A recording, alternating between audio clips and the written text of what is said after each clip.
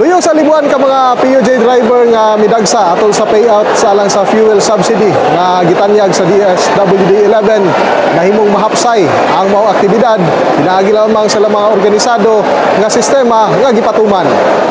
Gidaig ni LTFRB 11 Regional Director Nonito Llanos III ang hapsay nga sistema alang sa payout nga gipatuman sa DSWD alang sa fuel subsidy sa mga PUJ drivers sa Davao City nga gipaygayon da sa Agdao Public Market ing Dakbayan adlaw nga Martes. Mukabat nga to sa 1,000 ka mga PUJ drivers ang nakadawat ug tag 5,000 pesos nga ayuda din gibahin ang schedule sa buntag ug hapon kini aron masiguro ang kahapsay ug kaharuhay ngadto sa mga benepisyaryo.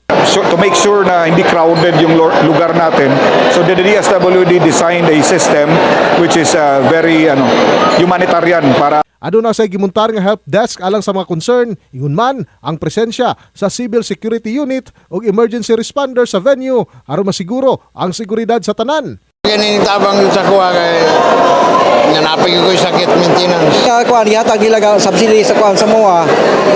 Dako jud tabang sa kuan MOA.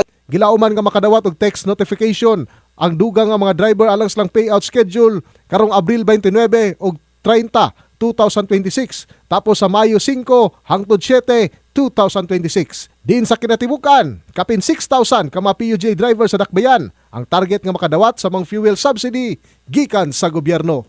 In the heart of changing lives, ako si Brigada Julius Pacot alang sa 93.1 Brigada News FM Davao, the Music and News Authority.